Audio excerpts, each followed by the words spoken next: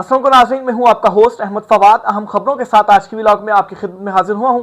सबसे पहली बड़ी ब्रेकिंग न्यूज तो यह है कि अबनाए हरम्स में अमेरिका की डबल नाकाबंदी के बावजूद ईरान 55 जहाज वहां से गुजारने में कामयाब हुआ है।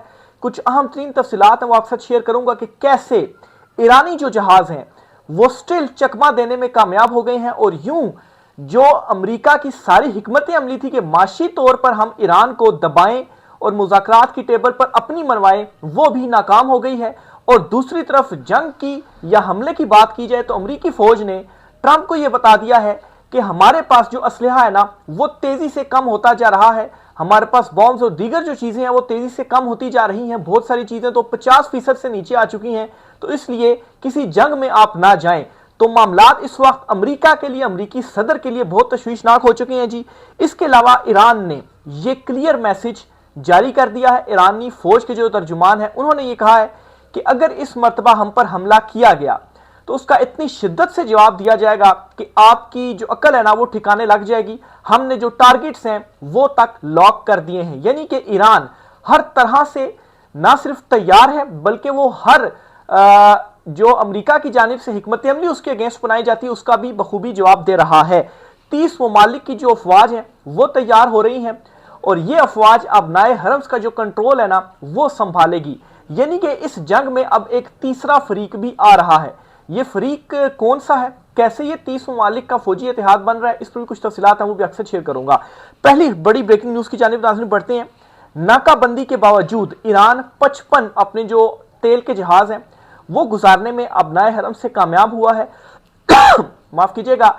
और अमरीकी नाकाबंदी के बावजूद ये जी फाइनेंशियल टाइम्स की खबर है, आलमी ये जरीदा है, आलमी ये अखबार है, आलमी ये मीडिया आउटलेट है जो ये खबर दे रहा है।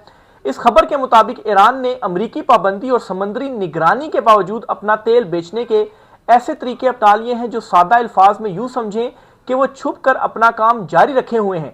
हालिया नाकाबंदी के बाद से अब तक कम अज कम 55 ईरानी तेल बरदार टैंकर्स इस दबाव के बावजूद गुजरने में कामयाब हो चुके हैं, जो इस बात का वाज़ेह सबूत है कि पाबंदियां मुकम्मल तौर पर मौसर नहीं हैं। ये जी फाइनेंशियल टाइम्स की जानिब से जो खबर है वो दी गई और एक बहुत बड़ा दावा है ये, और एक बहुत बड़ी सुबकी है अमेरिका के लिए कि नाकाबंदी के बावजूद, और नाकाबंदी का मकसद क्या था कि ईरान को माशी तौर पर पकड़ा जाए, उसकी सप्लाई लाइन काटी जाए ताकि इंटरनली उसके ऊपर दबाव बढ़े, क्योंकि जंग में तो हम उसको हरा नहीं पा रहे हैं। इसलिए हम सीज फायर को गैर मुइना मुद्दत तक एक्सटेंड कर देते हैं, नाकाबंदी हम लगाई रखते हैं और यहां से ईरान को जो है वो मार देते हैं ताकि वो मुज़ाकरात की टेबल पर आए और जो हमारे मुतालबात और हमारी शराइत है उनको वो मानने पर मजबूर हो।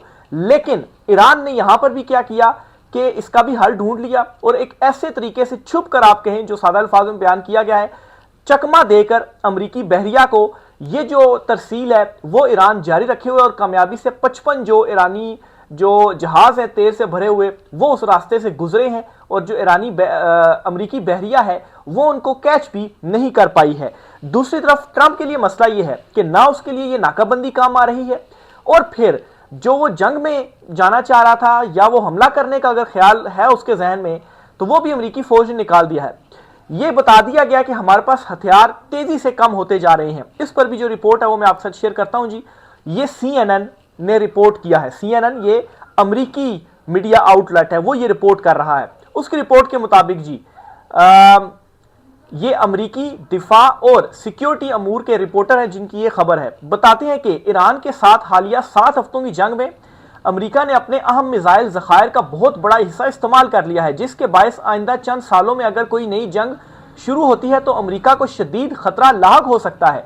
यानी कि ईरान जंग कंटिन्यू रखना तो दूर की बात, अगर कोई और मुल्क बीच में आता है और उसके साथ अमेरिका अगले कुछ सालों तक भी जंग करता है ना तो यह बहुत खतरा होगा अमेरिका के लिए। यानी कि आप 4-5 साल तो आप भूल जाएं कि आपने कोई जो जंग है वो करनी है। आगे वो फिगर्स भी देते हैं, फिगर्स भी जरा सुनिए जी। माहिरीन और महकमा दिफा के जायजों के मुताबिक अमेरिका अपने 45% जो उसके स्ट्राइक मिसाइल हैं वो खर्च कर चुका है। इसके अलावा कम अज कम आधे थर्ड सिस्टम्स जो उसके बैलिस्टिक मिसाइल्स हैं, थर्ड सिस्टम जो बैलिस्टिक मिसाइल्स को रोकते हैं वो खर्च कर चुका है। यानी कि 50% ये खर्च हो चुके हैं और दूसरे स्ट्राइक मिसाइल 45% खर्च हो चुके हैं और तकरीबन 50% जो इसका एयर डिफेंस सिस्टम है वो ये इस्तेमाल कर चुका है। इसके अलावा 30% टोमाहाक 20 से जायद लॉन्ग रेंज जो जेम्स मिसाइल हैं वो तकरीबन 20%, SM-3 और SM-6 भी खर्च हो चुके हैं। अगरचा पेंटागन ने पैदावार बढ़ाने के मुआहदे किए हैं, लेकिन इन हथियारों को दोबारा भरने में 3 से 5 साल और बास को 4 से 5 साल लगेंगे। तो ये जी क्लियर कर दिया गया है और यह भी बता दिया गया है कि कलील मुद्दत की जंग आपकी जो ईरान के साथ है वहां तक तो ठीक है, लेकिन अगर चीजें तवील होती हैं तो फिर आप जंग ना करें, यह वार्निंग दे दी गई है। अब नाज़रीन आपको समझ आ गया होगा कि आखिर क्यों अमेरिका ने पहले दबाव डालता रहा, कहता रहा जी कि हम हमला करेंगे, बमबारी करेंगे, ये कर देंगे, वो कर देंगे, लेकिन उसके बाद आखिरी मोमेंट पे, आखिरी मिनट में ट्रंप ने कहा जी कि यकतरफा उसने सीज फायर किया है। ये भी बताऊं कि ईरान तो आया ही नहीं मुज़ाकरात में, ठीक है, तो ये बड़ी हजीमत भी है उसके लिए। अगर वो आ जाता और दोनों के दरमियान मुआहदा ना होता तो कहते जी कि हतमी मुआहदा नहीं हो रहा, इसलिए सीज फायर को हम कंटिन्यू करते हैं, लेकिन अब ईरान तो था ही नहीं, वो तो कह चुका था कि आप पहले नाकाबंदी खत्म करें फिर हम मुज़ाकरात करेंगे। तो अमेरिका ने यकतरफा तौर पर जो सीज फायर है वो गैर मुइना मुद्दत तक उसे आगे कर दिया है और उसकी जो असल रीजन है वो ये आ गई है कि 50% उसके जो मिसाइल्स हैं, सिस्टम्स हैं, वो उसके खर्च हो चुके हैं और 3 से 5 साल तक का अरसा लग सकता है जी इनको दोबारा भरने में। तो तब तक आप कोई भी लॉन्ग जो जंग है वो लड़ नहीं सकते हैं, क्योंकि अगर आप लड़ते हैं और कुछ और एडवेंचर कोई और मुल्क कर देता है तो फिर उसके बाद तो आपको अपना शदीद जो खतरा है वो लाहक हो जाएगा। तो ये एक और इंपॉर्टेंट खबर भी है और इस वक्त अमरीकी जो सदर है वो आप समझे जी कि बड़ी तशवीशनाक सूरत हाल उनके लिए बन चुकी है।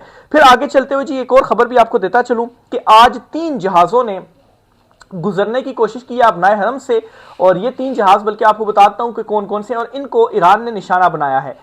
एक तो जी ये ग्रीक कंपनी है एक, ठीक है, उनका ओन्ड ये जहाज था, नंबर 1। नंबर दूसरा UAE बेस्ड एक कंपनी है, उसका जहाज था। और तीसरा ये जी कि ये कोई पनामा MS ये एक शिप है।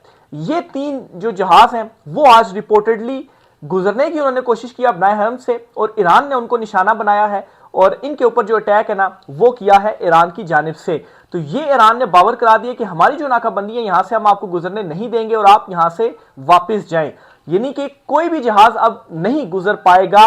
ईरान ने अपना कंट्रोल एक मरतबा फिर से ना सिर्फ साबित कर दिया है बल्कि ईरानी फौज के तर्जुमान ये कहते हैं कि हमने जो टारगेट्स है ना वो भी सेट कर लिए हैं।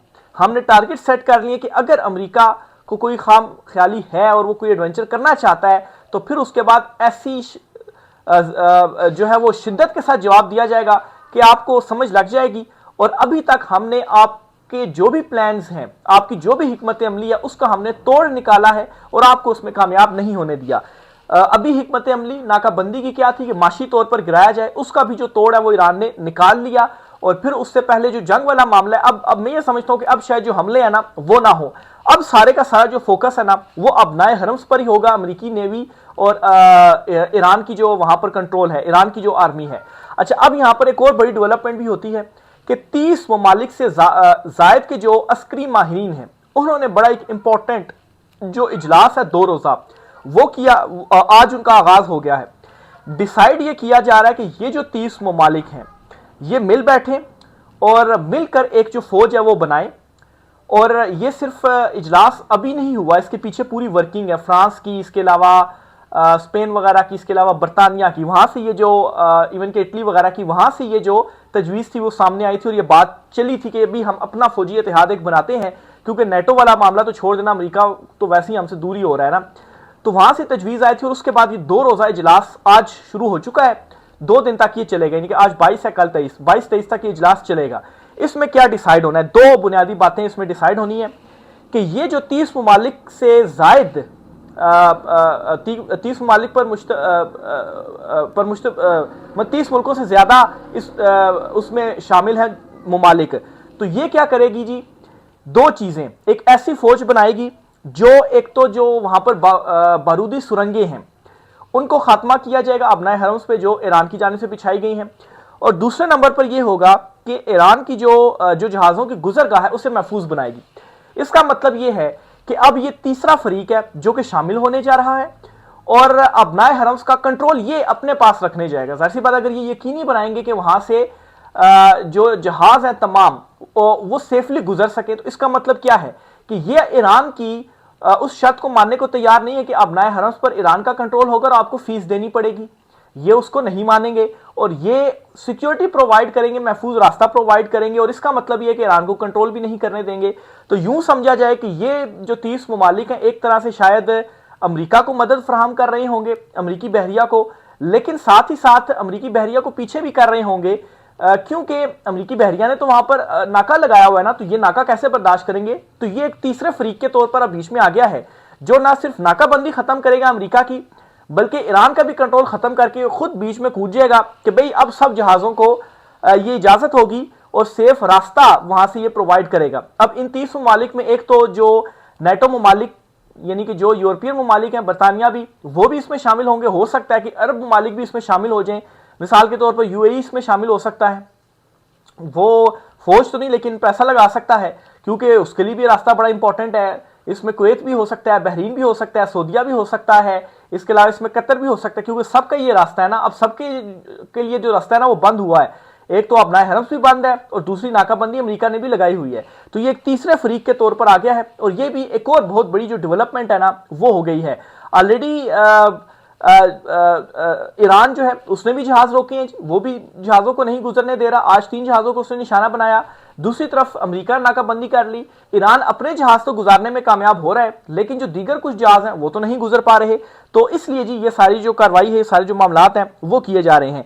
फिर इसके अलावा एक और बड़ी इंटरेस्टिंग जो खबर है वो सामने आई है यूएई के हवाले से, ये भी आपके साथ में शेयर करता चलूं जी। खबर कुछ यूं है कि यूएई पर अच्छा सीज फायर से पहले ना ईरान ने एक ये धमकी लगाई थी, या ईरान की तरफ से ये एक स्टेटमेंट सामने आई थी। ईरान के जो प्रोफेसर है मरांडी, जो वफ्द आया था ना पाकिस्तान में मुज़ाकरात के लिए, उस वफ्द का भी वो हिस्सा थे। तो मतलब ऐसा नहीं है कि उनकी स्टेटमेंट को हम उनकी पर्सनल स्टेटमेंट कह सकते हैं। तो बहरहाल उन्होंने ये कहा कि यूएई और दीगर जो खलीजी ममालिक यहाँ पर जो शहरी हैं ये छोड़ दें इन ममालिक को, क्योंकि हम शदीद जो हमला इन ममालिक के ऊपर करेंगे। ठीक है, ये उन्होंने कहा। अब इसके बाद क्या होता है यूएई के ऊपर धमकी के बाद कि कुछ जो फ्लाइट्स है ना, बहुत सारे ममालिक अपनी फ्लाइट्स को काट देते हैं या मुअत्तल कर देते हैं, आर्जी मुअत्तल हो या मनसूखी हो या कैंसिल हो, ये कह लें कैंसिल उन्होंने किए। इनमें कौन कौन से ये भी मैं आपके साथ शेयर कर दूं जी। अच्छा, ये जी सिंगापुर एयरलाइन, इसके अलावा सन एक्सप्रेस, विज एयर, फिर इसके अलावा Swiss and several flights have suspended flights to Dubai again. British Airways हो गया, इसके अलावा ऑस्ट्रेलियन एयरलाइंस, उन्होंने जी एक्सटेंड कर दी है अपनी जो सस्पेंशन, यानी उन्होंने पहले ही सस्पेंड की हुई थी और अब उन्होंने अपनी जो सस्पेंशन है ना वो मजीद आगे कर दी है। तो दुबई जो है ना वो बड़ा, उसमें आप यूं समझिए कि काफी ज्यादा। अब आज एक जो 3 जहाज ना उनमें एक जहाज यूएई का ही भी था। तो यूएई के लिए सख्त ये नाकाबंदी इसलिए भी है कि ना उनकी टूरिज्म जो है वो खत्म हो चुकी हुई है, अपनी इमेज को वो तबाह कर चुके हुए हैं, अपनी जो इन्वेस्टमेंट्स जो उनके इन्वेस्टर्स थे वो जा रहे हैं। दूसरा, अब वो अपना तेल भी नहीं बेच पा रहे। कैसे तेल नहीं बेच पा रहे कि पहले उन्हें फेस करना पड़ा है जी ईरान की नाकाबंदी अबनाए हरम्स पर, और फिर उसके बाद अमेरिकी नाकाबंदी आ रही है। अलबत्ता वो कोशिश कर रहे हैं दबाव डालने की, यूएई, कतर, सऊदीया, इन तमाम ने ये कोशिश की है अमेरिका से कहने की कि भाई आप ये नाकाबंदी खत्म कर दें। अच्छा, अब समझ में आया ना कि सबके कहने के बावजूद इवन के पाकिस्तान ने भी कहा। वैसे तो पाकिस्तान अगर ये रिक्वेस्ट करता है ना कि आप सीज फायर को मजीद बढ़ा दें, आप सीज फायर कर दें, मुआहदा बेशक नहीं हुआ, तो वो तो ट्रंप कहते हैं कि मैं पाकिस्तान के कहने के ऊपर ये कर रहा हूं। लेकिन ये बात समझ नहीं आती कि आप सीज फायर तो कर रहे हैं पाकिस्तान के कहने पर, लेकिन आप मुआहदे की तरफ क्यों नहीं आ रहे। आप नाकाबंदी खत्म कर दें तो वहां से ईरान बैठ जाएगा मुज़ाकरात की टेबल पर, लेकिन ये बात आप पाकिस्तान की नहीं मान रहे। देखिए, पाकिस्तान ने ये किया था कि उन्होंने ईरान से कहा था कि आप अबनाए हरम्स का कंट्रोल छोड़ें, वहां से निकलें, आप रास्ता खोलें, सब जहाजों को जाने की इजाजत दें। फिर उसके बाद अमेरिका जो है वो भी अपनी नाकाबंदी खत्म कर देगा। पाकिस्तान ने अमेरिका से भी कहा, ईरान ने तो बात मान ली, लेकिन अमेरिका जो है वो नहीं उसने बात जो है वो नहीं मानी। तो अब उसकी सारी जो डिटेल्स है उस सामने आ गई है कि आखिर क्यों ऐसा अमेरिका कर रहा है। उसका प्लान असल में पहले से ही था। वो बिल्कुल भी ईरान की कोई शर्त मानने को तैयार नहीं, वो अपनी ही शराइत मनवाना चाहता है वाशिंगटन जो ट्रंप है। लेकिन उसके लिए मसला ये पड़ रहा है कि अब ये वाला जो हथियार है ना उसका नाकाबंदी वाला, ये भी कारआमद नहीं रहा और फिर वो ज्यादा देर तक नाकाबंदी नहीं कर पाएगा। अगर ऐसा करता भी है, मिसाल के तौर पर 55 जहाज निकाल लिए हैं ईरान ने, होता क्या है कि मजीद सख्त कर देता है नाकाबंदी अमरीकी जो बहरिया है, और वो रास्ता निकाल लेता है जी कि जिस रास्ते से ईरान ये कर रहा है, तरसील कर रहा है, जहाज अपने निकाला है और उनको रोकता है, उनको तबाह करता है, उनको कब्जे में लेता है। तो फिर उसके बाद ईरान की तरफ से भी जाहिर सी बात है जवाब आएगा। ईरान क्या करेगा, वो अगर अटैक कर देता है नेवी के ऊपर, जो अमरीकी नेवी है, तो फिर क्या होगा, फिर यहाँ पर एक जो लड़ाई है वो शुरू हो जाएगी, यहाँ पर जो मैदान है वो सज जाएगा। फिर आप ये अंदाजा लगाएं कि खलीजी ममालिक में अमेरिका की बेसिस होने के बावजूद अमेरिका ना उन ममालिक को प्रोटेक्ट कर पाया, ना ही ईरान को वो झुका पाया, ना ही ये जंग जीत पाया। तो बहरिया जो है अमेरिका की, वो आखिर कब तक वहां पर लड़ सकेगी। ईरान तो स्ट्रेटेजिकली भी उसके पास फायदा है ना, उसका तो अपना मुल्क है, उसके लिए तो सप्लाई लाइन का कोई मसला नहीं है। तो आप अपनी बहरिया को सप्लाई लाइन कहां से देंगे? अगर आप कोई रास्ता ढूंढ भी लेते हैं तो जाहिर सी बात है वो देर पा उसके लिए वो टाइम गेनिंग होगा, तो आपकी जो बहरिया है वो भी कारआमद नहीं रहेगी। अगर ईरान ये अगला जो स्टेप है वो उठाता है, और फर्ज करें कि ईरान ऐसा कुछ नहीं करता, क्योंकि उसके जहाज़ों की जो तरसील है वो तो हो रही है, निकल रहे हैं उसके जहाज, उसकी माइशत चल रही है, उसको नुकसान नहीं हो रहा, तो फिर आप वहां पर सिर्फ और सिर्फ अपना जो माफ कीजिएगा, आप सिर्फ और सिर्फ अपना जो बिल है ना वही बढ़ा रहे हैं, बाकी फिर बहरिया का तो वहां पर कोई काम नहीं बनता। हाँ, आप अपने जो इत्तेहादी ममालिक थे, आपके जो खलीजी ममालिक थे, उनको आप लॉस पहुंचा रहे हैं कि वो अब कैसे जो अपनी तरसील है वो करेंगे। ऑलरेडी बहुत सारी इवन के पाकिस्तान में भी आज अटक ऑयल रिफाइनरी वगैरह कुछ डिटेल्स आ रही थी कि वो आर्जी तौर पर उनका हुआ है जी कि रास्ते बंद हैं। अच्छा, पाकिस्तान का भी देखें कि कोई मेरे ख्याल से 5-6 दिन हो गए हैं मुज़ाकरात के नाम पर जुड़वा शहर जो है वो बंद किए हुए हैं, खासतौर पर इस्लामाबाद, सख्त मतलब है सिक्योरिटी है। लेकिन एट द एंड निकला क्या, इतना ही अवाम को भी आपने तंग किया, एट द एंड निकला क्या कि मुज़ाकरात हुए ही नहीं, ना अमेरिका का वफ्द आया और ना ही जो ईरान का वफ्द है वो आया। अच्छा, एक और इंटरेस्टिंग स्टोरी भी बीच में बयान की जा रही है कि दोनों जो वफूद है वो क्यों नहीं आ सके। कहते हैं जी कि अमरीकी वफ्द ये चाह रहा था कि ईरान का वफ्द पहले आ जाए, और ईरान का वफ्द ये चाह रहा था कि अमरीकी वफ्द पहले आ जाए, कि ऐसा ना हो कि हम वहां पहुंचे और अमरीकी जो वफ्द है वो दरमियान से रास्ते से वापस मुड़ जाए, तो हम फिर अपनी जो अवाम है उसके सामने क्या मुंह दिखाएंगे, हमारी तो बेइज्जती हो जाएगी, हम अपना अवाम का जो दबाव है वो कैसे हैंडल करेंगे जी कि आप मुज़ाकरात के लिए पहुंच गए और अमरीकी वफ्द जो है वो तो आया ही नहीं मुज़ाकरात के लिए। ये भी कुछ अजीबो-गरीब किस्म की स्टोरी इस वक्त यहाँ पर बयान की जा रही है। लेकिन असल रीज़न सबको मालूम है, ईरान ने ऐलान किया हुआ है। उन्होंने जब ये मुज़ाकरात शुरू दिन से ही चल रहे थे ना, तो ईरान ने कहा था कि हम तो नहीं आ रहे मुज़ाकरात के लिए, पहले नाकाबंदी खत्म करें, और अमेरिका जो है वो नाकाबंदी खत्म नहीं कर रहा था। तो ये जी आज कुछ आम तीन तफसीलात थी इस वाले से, जो भी चीज़ें होती हैं आप सच शेयर करते रहेंगे जी। राय का साथ कमेंट बॉक्स में कीजिएगा, कोई सवाल हो तो वो भी आप कमेंट बॉक्स में लिख सकते हैं, सवाल पूछ सकते हैं। वीडियो अच्छी लगे तो इसे लाइक कीजिएगा, चैनल को सब्सक्राइब जरूर कीजिएगा, और बेल आइकन को भी आप दबा दीजिएगा ताकि वीडियोस का जो नोटिफिकेशन है वो आपको मिलते रहें। इजाज़त दीजिए, अल्लाह हाफिज़।